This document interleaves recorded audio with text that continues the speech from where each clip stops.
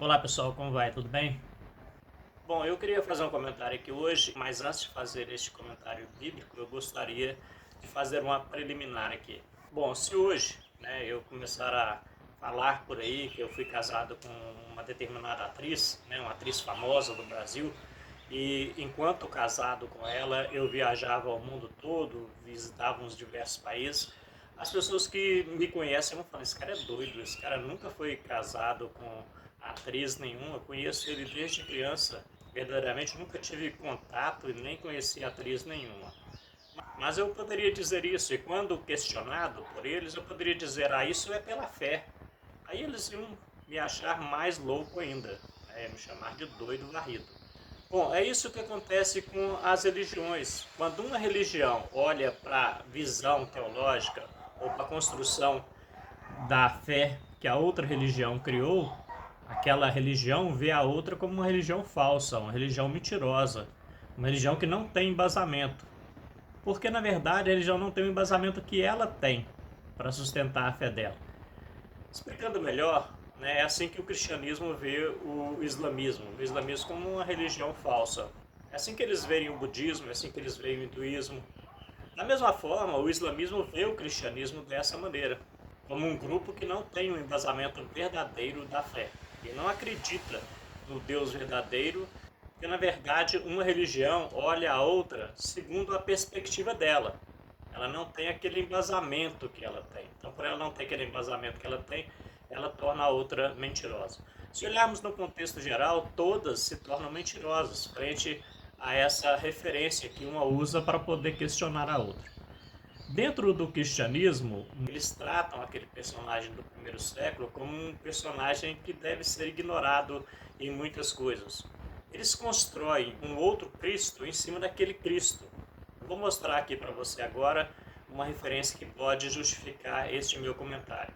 Quando nós pegamos Mateus 24, o versículo 14, ele diz o seguinte: e será pregado este evangelho do reino por todo o mundo, para testemunho de todas as nações. Então virá o fim. Aqui o texto está falando que o evangelho de Jesus seria pregado em todo o mundo, e então virá o fim. E é isso que os cristãos pregam por aí, que assim que o evangelho for pregado em todo o mundo, o fim vai vir sobre todo o planeta, vai vir sobre a humanidade. Mas o texto está falando disso?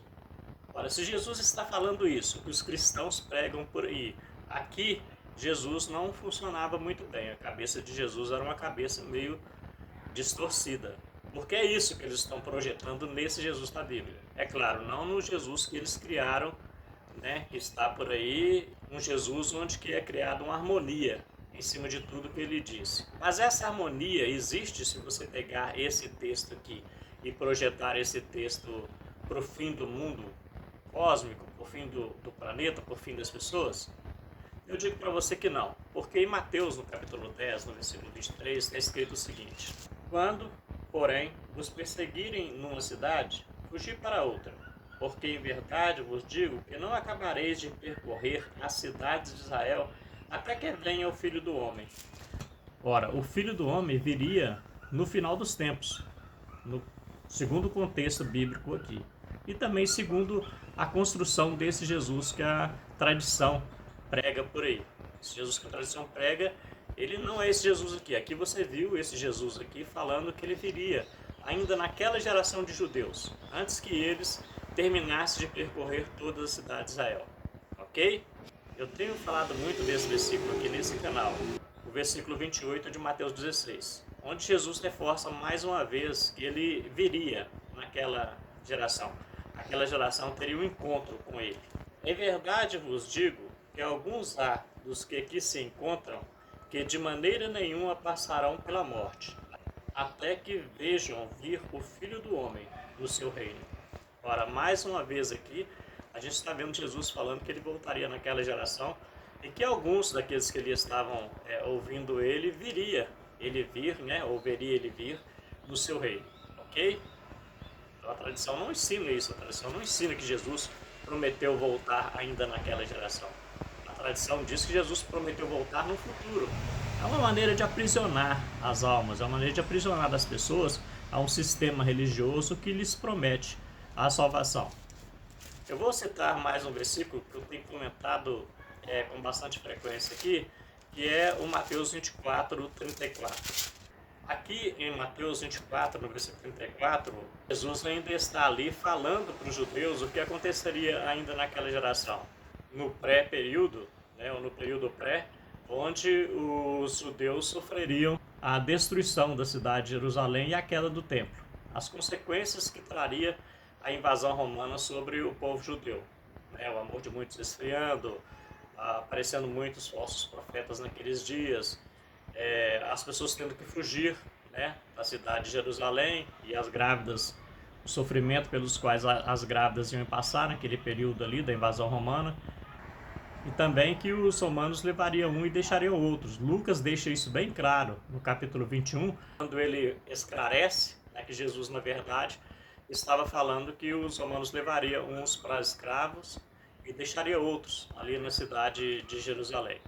Mas Mateus, no capítulo 24, diz assim: em verdade vos digo que não passará essa geração sem que tudo isso aconteça.